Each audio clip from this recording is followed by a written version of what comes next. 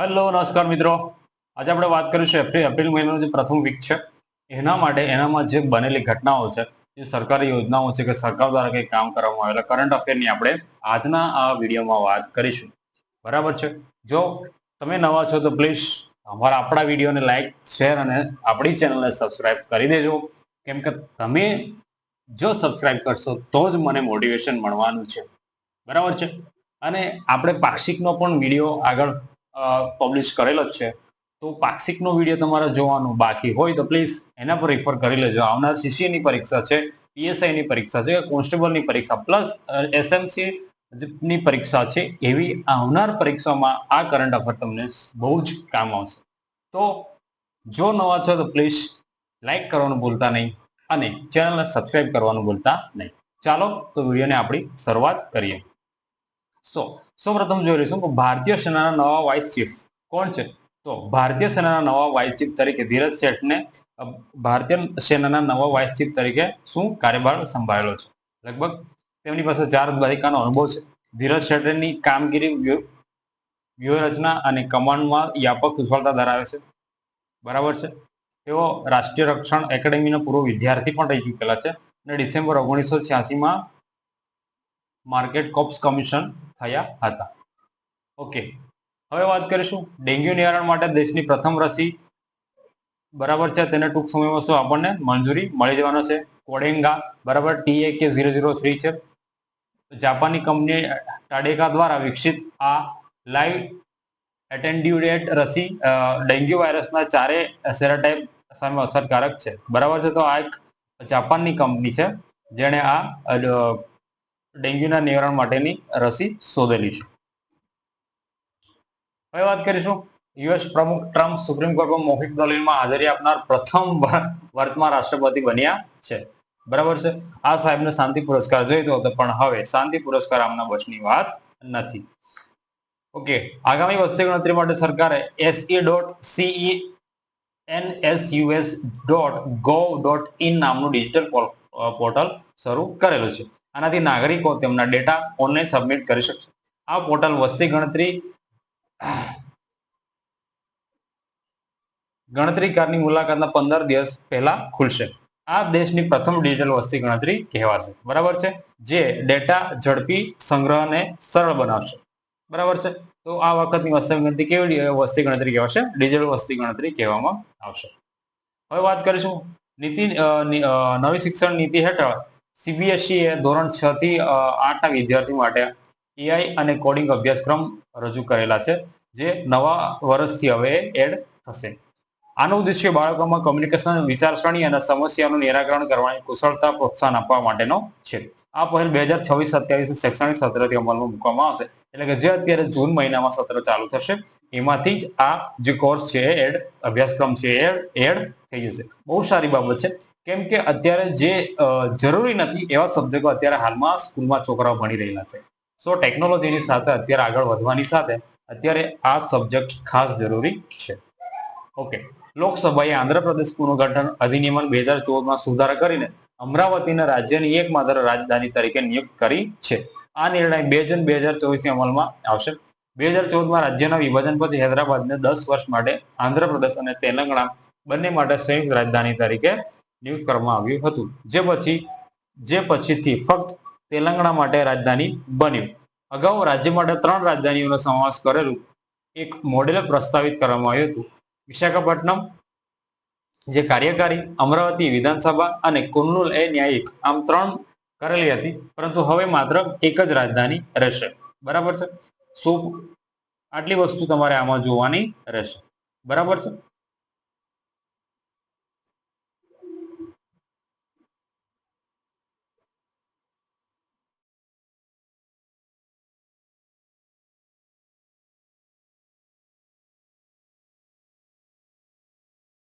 નાણાકીય વર્ષ 2025-26માં ભારતની સંરક્ષણ નિકાસ 38,424 કરોડની ઊંચી સપાટીએ પહોંચી, જે ગત વર્ષના આંકડાઓ કરતા 62.66% વધુ છે.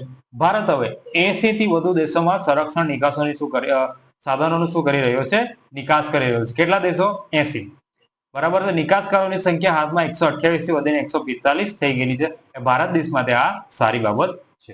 ઓકે, હવે વાત કરીશું વિદેશ મંત્રાલય પેરિયાસામી કુમારને યુનાઇટેડ કિંગડમમાં ભારતના નવા હાઈ કમિશનર તરીકે નિયુક્ત કરેલા છે. બરાબર છે. એક આઈએફએસ અધિકારી છે, 1992 ના આઈએફએસ અધિકારી છે. બરાબર છે. હવે તો વિક્રમ દોરાસ્વામીનું સ્થાન લેશે. બરાબર. યુકેમાં ભારતના નવા હાઈ કમિશનર તરીકે વિદેશ મંત્રાલય છે ત્યાં ફરજ બજાવશે. ભારતીય લેખિકા અરુંધતી રોયનું પુસ્તક Mother Mary Comes to Me ને National Book Critics Circle Award મળ્યો છે. કોઈ તો એ લેખિકા કોણ છે? એનો અરુંધતી રોય છે. Mother Mary Comes to Me 2025 નો જે National Book Critics Circle Award છે એ એમને આપવામાં આવેલો છે. બરાબર છે. આ પુસ્તકની જાહેરાત વોશિંગ્ટન ડીસી યુએસએ માં કરવામાં આવી હતી. સરકારે દેશના પ્રથમ સ્વદેશી સ્ટીલ ટેક ડ્રોન ઘાતક ખરીદવાની શું આપેલી છે? મંજૂરી આપેલી છે. હવે એનું નિર્માણ કોણે કર્યું છે? ડીઆરડીઓ દ્વારા, ડિફેન્સ રિસર્ચ ડેવલપમેન્ટ ઓર્ગેનાઇઝેશન છે એમના દ્વારા એનું ડેવલપમેન્ટ કરવામાં આવેલું છે. આ ડ્રોન લો લડાર ક્રોસ સેક્શન અને આંતરિક શસ્ત્ર સક્ષમ વહન ક્ષમતા માટે છે. તેને દુશ્મનની શોધથી બચીને હુમલાઓ કરવાની સૂચક ક્ષમતા ધરાવે છે. હવે ખાસ આ વસ્તુ છે ઓસ્ટ્રેલિયા 14 વર્ષથી ઓછી ઉંમરના બાળકો માટે સોશિયલ મીડિયા પર શું કરેલું છે? બેન કરેલું છે. ઇન્ડોનેશિયા પણ આ પ્રકારના કાયદા લાવવાની પ્રક્રિયામાં છે. ઓસ્ટ્રેલિયા બાળકો માટે આ પ્રકારના કાયદા લાગુ કરનાર કેવો છે? પ્રથમ દેશ બનેલો છે. બરાબર છે. ભારત દેશમાં પણ આ લાગુ પડે તો બહુ સારી બાબત છે. સરકારે પીએમ ઈ ડ્રાઈવ યોજનાને 2028 સુધી લંબાવી દીધી છે. ઇલેક્ટ્રિક ટુ વ્હીલર માટે સબસિડી જુલાઈ સુધી મર્યાદિત કરવામાં આવી છે. સરકાર હવે ઈ રિક્ષા અને કોમર્શિયલ થ્રી વ્હીલર જેવા સેગમેન્ટ્સને પ્રાથમિકતા આપી રહી છે. એનું કારણ એ જ છે કે આમાં ફ્યુઅલ આટલો ચાર્જ આવતો નથી. તમે બેટરીથી ચાલશે. બરાબર છે. ચાર્જિંગ કરવાનું, સૂર્યપ્રકાશથી પણ તમે ચાર્જ કરી શકો છો. એટલા માટે આમાં ઝીરો ફ્યુઅલનો ઉપયોગ થાય છે. એટલા માટે સરકાર આની પહેલને આગળ વધાવી રહી છે. પ્રદૂષણ નથી થતું, અવાજનું પ્રદૂષણ નથી થતું. બરાબર છે. આટલી વસ્તુ આમાં નોટેટ કરવાની છે. ઓકે, યુવા ભારતીય પેરા તીરંદાજ શીતલ દેવીને વર્લ્ડ આર્ચરી દ્વારા para Archer of the year 2025 નો એવોર્ડથી સન્માનિત કરવામાં આવેલા છે. 19 વર્ષીય શીતલ દેવી વર્લ્ડ પેરા આર્ચરી ચેમ્પિયનશિપ 2023માં જે ગ્વાંગઝુ દક્ષિણ કોરિયામાં ગોલ્ડ મેડલ જીતનારી પ્રથમ અપંગ મહિલા તીરંદાજ છે. કદાચ આના પર ફોકસ કરી દેજો. આવનાર પરીક્ષામાં આમાંથી પ્રશ્નો પૂછાઈ શકે છે. સરકારે માય પીએનડીજી નામનું એક પોર્ટલ શરૂ કર્યું છે. બરાબર છે. પીએનજી વપરાશકર્તાઓએ હવે કોઈ પણ એજન્સીની મુલાકાત લીધા વિના તેમાં રજીસ્ટર્ડ મોબાઈલ નંબર અથવા એલપીજીનો જે એલપીજી આઈડીનો ઉપયોગ કરીને ઓનલાઈન તેમાં કનેક્શન છોડી શકે છે. ભારતીય સેનાને અદાણી ડિફેન્સ એન્ડ એરોસ્પેસ તરફથી 2000 પ્રહાર લાઇટ મશીન ગનનો પહેલો જથ્થો મળ્યો છે. કોની પાસેથી લીધેલું છે? તો અદાણી ડિફેન્સ એન્ડ એરોસ્પેસ તરફથી. આ 7.62 મીમી કેરીવેલ ગન છે અને 4000 યુનિટ ના ઓર્ડરનો ભાગનો એક થોડોક ભાગ છે. બરાબર છે. જે અદાણી ડિફેન્સ એરોસ્પેસ તરફથી મળેલું છે. એટલા માટે કે અદાણીને એમણે શું કરેલું છે? ભેટમાં એમઓયુ કરેલા છે આ ગન બનાવવા માટે. ઓકે, હવે વાત કરીશું લગભગ 10 વર્ષ પછી ગુજરાતના કચ્છમાં એક ગ્રેટ ઇન્ડિયન બસ્ટાર્ડનો જન્મ થયો છે. બરાબર છે. તે ભારતમાં સૌથી વધારે ઉડતા પક્ષીઓમાંનું એક પક્ષી છે જે રાજસ્થાન અને ગુજરાતમાં જોવા મળે છે. તેને IUCN દ્વારા ક્રિટિકલ એન્જર્ડ તરીકે સૂચિબદ્ધ કરવામાં આવેલું છે. બરાબર છે. તમે ફોટોમાં જોઈ શકો છો ગ્રેટ ઇન્ડિયન બસ્ટર્ડ છે. આ રેર કેસમાં તમને જોવા મળશે 10 વર્ષ પછી, મીન્સ કે વિલુપ્ત થવાને આરે હશે. બરાબર છે. સો આના વિશે વધારે માહિતી જોવી હોય તો તમે ગૂગલ કરી શકો છો. નહીં તો પરીક્ષાલક્ષી માહિતી આટલી જ છે. નૌકાદળે કોચીમાં એક દરિયાઈ કવાયત હાથ ધરી હતી. તે દક્ષિણ નૌકાદળ કમાન્ડના મેરીટાઈમ વેરફેર સેન્ટર ખાતે યોજાઈ હતી. 16 વર્ષ પછી ભારત 2026-27 માટે હિન્દ મહાસાગર નૌકાદળ પરિષદના શું રહેશે? અધ્યક્ષ રહેશે. 2026 થી 28 માટે જે પરિષદના શું રહેશે? અધ્યક્ષ રહેશે. હિન્દ મહાસાગર નૌકાદળ પરિષદના અધ્યક્ષ તરીકે ભારત રહેશે. ઓકે, 31 માર્ચ સુધીમાં નક્સલ મુક્ત થઈ ગયો છે. કોણ? તો દેશ ભારત દેશ આપણો 31 માર્ચ સુધીમાં નક્સલ મુક્ત થઈ ગયો છે. છેલ્લા 2 વર્ષમાં માઓવાદીનું ટોચનું નેતૃત્વ લગભગ ખતમ થઈ ગયું છે. 2024ની શરૂઆતમાં 21 પોલિટબ્યુરો સભ્યો હતા, જેમાંથી હવે ફક્ત એક જ સક્રિય છે. છેલ્લા 3 વર્ષમાં 706 માઓવાદીઓ માર્યા ગયા છે અને 4800 થી વધુ લોકોએ આત્મસમર્પણ કર્યું છે. આ સફળ રેડ કોરિડોર ઓપરેશન દ્વારા પ્રાપ્ત થયું હતું. સરકારે લોકસભા બેઠકોની સંખ્યા 543 થી વધારીને 816 કરવાનો પ્રસ્તાવ મૂક્યો છે. આ થાય તો સારી બાબત છે. અત્યારે 543 છે. આમ કુલ લોકસભાની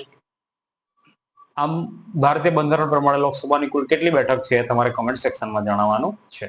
લગભગ 773 બેઠકો મહિલાઓ માટે અનામત રાખવામાં આવશે, એટલે કે મહિલાઓને કુલ બેઠકોના 33% મળશે. આ સીમાંકન 2011ની વસ્તી ગણતરીના આધારે થશે, કારણ કે 2011ની વસ્તી ગણતરી કેમ? કારણ કે અત્યાર સુધી નવી 2021ની વસ્તી ગણતરી થઈ નથી. એની શરૂઆત હવે ચાલુ થઈ ગયેલી છે, તો એના પછી કદાચ થશે કે લોકસભાની બેઠકો વધી શકે, કારણ કે ભારતની જે જનસંખ્યા છે એ 140 કરોડ પ્લસ થઈ ગઈ છે.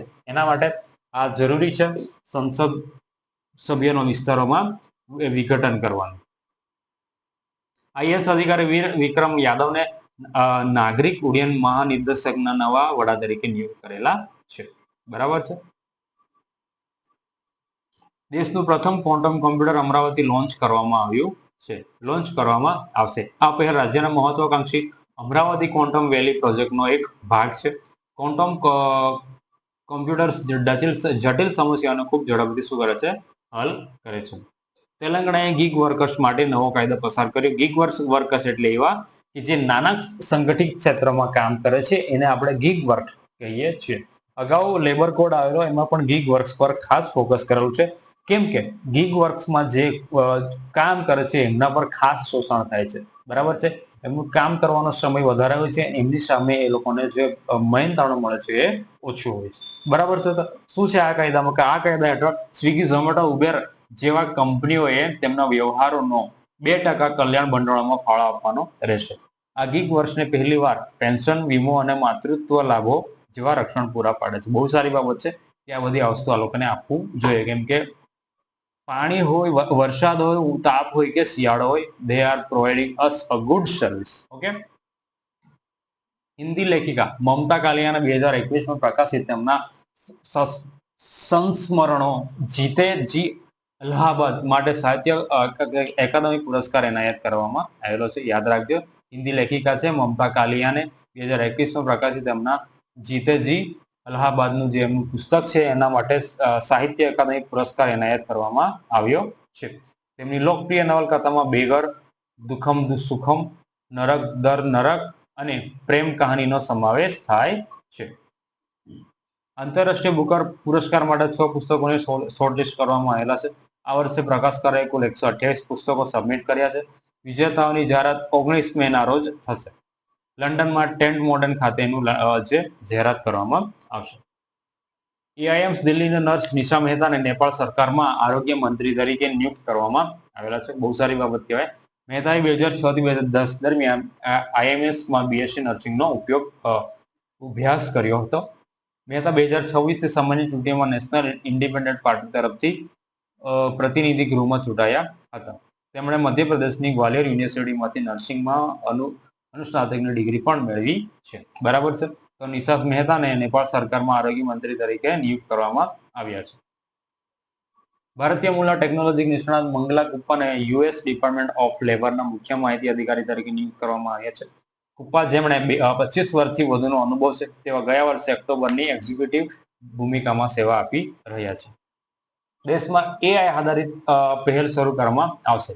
આ પહેલ આયુર્વેદિક વિજ્ઞાન માહિતીનો 13 ભાષાનો અનુવાદ કરવામાં આવશે. બરાબર છે. આ ભાષા અવરોધને દૂર કરશે, ખોટી માહિતી ઘટાડશે અને પુરાવા આધારિત આયુર્વેદને સમગ્ર દેશ માટે સુલભ બનાવશે. દેશમાં 1 એપ્રિલથી ધન કચરા વ્યવસ્થાપન નિયમ 2026 લાગુ થઈ ગયેલો છે. આ નિયમ 2016ના નિયમોનું સ્થાન લેશે. આ નિયમ હેઠળ ઘરો, સંસ્થાઓ કે કચરાઓને 4 શ્રેણીમાં વિભાજિત કરવાની જરૂર પડશે. ભીનો, પહેલા 3 હતા: ભીનો, સૂકો, સેનેટરી અને ખાસ. આ 4 વર્ગોમાં આને વર્ગીકૃત કરવામાં આવશે. ઇટાલિયન ફોર્મ્યુલા 1 ડ્રાઈવર કિમી એન્ટોની જાપાની ગ્રાન્ડ પ્રિક્સ જીત્યો. 19 વર્ષની ઉંમરે એન્ટોનેલી સૌથી નાની ઉંમરે ફોર્મ્યુલા 1 ચેમ્પિયન બન્યો છે. એન્ટોનેલીએ તેની કારકિર્દીની શરૂઆત 2022માં એક F1 ટાઇટલ જીતીને કરી હતી. ગૃહ મંત્રાલય સેન્ડ આર્ટિસ્ટ સુદર્શન પટનાયકને જનગણના 2027 બ્રાન્ડ એમ્બેસેડર તરીકે નિયુક્ત કર્યા છે. પટનાયકને વર્ષ 2024માં પદ્મશ્રીથી સન્માનિત કરવામાં આવ્યા હતા. આ તમારે ખાસ ધ્યાન જેવા બાબત છે કે જનગણના 2027 બ્રાન્ડ એમ્બેસેડર તરીકે સુદર્શન પટનાયકને નિયુક્ત કરવામાં આવેલા છે. કઈ બાબત સાથે સંકળાયેલા છે? તો સેન્ડ આર્ટિસ્ટ સાથે સંકળાયેલા છે. 2014માં પદ્મશ્રીથી એમને સન્માનિત કરવામાં આવ્યા હતા. શિક્ષણ મંત્રાલય એનસીઆરટીને સત્તાવાર રીતે ડીમ્ડ યુનિવર્સિટીનો દરજ્જો આપેલો છે. હવે એનસીઆરટી પોતાના સ્નાતક યુજી અને ડાયરેક્ટ કોર્સ પોતે શરૂ કરી શકે છે. સાથે સાથે ટીચર ટ્રેનિંગ જેવા કાર્યક્રમોનો પણ શરૂ કરી શકે છે, જેનાથી સંસ્થાના શૈક્ષણિક સ્વાયત્તતામાં વધારો થશે. ભારત સરકારે અવકાશમાં ખાનગી ભાગીદારી વધારવા માટે સ્પેસ વેન્ચર કેપિટલ ફંડ શરૂ કર્યો છે. આ ફંડ હેઠળ રોકાણ પ્રક્રિયા 2027ની ત્રિમાસિકથી શરૂ થશે. આ ફંડ તે કંપનીઓ પર ધ્યાન આપશે જે ટેકનોલોજી રેડિનેશન લેવલ 4 સાથે અથવા તેથી વધુ છે. તેલંગાણા સરકારે જમીન રેકોર્ડ સુધારા માટે ભૂભારતી પોર્ટલ લોન્ચ કરેલું છે. કયા રાજ્યની સરકારે? તો તેલંગાણા સરકારે ભૂભારતી પોર્ટલ લોન્ચ કરવાની જાહેરાત કરી છે. બરાબર છે. તે શું કરી શકે છે? 25 દિવસમાં સમગ્ર રાજ્યમાં આ અમલવારી થશે. એક સંકલિત જમીન માહિતી વ્યવસ્થાપન પ્રણાલી હશે જે પારદર્શિતા વધારશે અને રેકોર્ડ મેનેજમેન્ટ સરળ બનાવશે. લોકસભાએ વિદેશ અંશદાન વિનિયમન અધિનિયમમાં સુધારા પસાર કર્યો છે. તેનો ઉદ્દેશ્ય વિદેશી ફંડના દુરુપયોગને રોકવાનો છે. હવે ગૃહ મંત્રાલયમાં શંકાસ્પદ એનજીઓ સામે કાર્યવાહી કરવા માટે નિર્ધારિત સત્તા નિયુક્ત કરી શકશે. આઈએસ અધિકારી ચંચલ કુમાર માહિતી અને પ્રસારણ આઈએનબી ઇન્ફોર્મેશન એન્ડ બ્રોડકાસ્ટિંગ મંત્રાલયના સચિવ બનેલા છે. તેઓ 1992ના બિહારના બેચના બિહાર કેડરના અધિકારી છે. તેમણે સંજય જાજુની જગ્યા લીધી છે. વર્ષ 2025માં ભારત વિશ્વનો સૌથી મોટો વિનિમયકરણ ઉર્જા બરાબર છે નો બજાર બન્યો છે. ઇન્ટરનેશનલ રિન્યુએબલ એનર્જી એજન્સી મુજબ ભારત એક વર્ષમાં આશરે 45 ગીગાવોટ નવીન ક્ષમતા ઉમેરેલી, જે મુખ્યત્વે સોલાર અને પવન ઉર્જાથી આવી હતી. યાદીમાં પ્રથમ સ્થાને ચીન અને બીજા સ્થાને અમેરિકા છે. આટલી વસ્તુ યાદ રાખજો. અને ત્રીજા સ્થાને આપણો ભારત દેશ છે.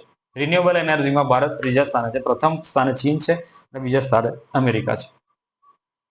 આઈએનએસ અરિંદમનને નૌકાદળમાં સામેલ કરવામાં આવ્યું.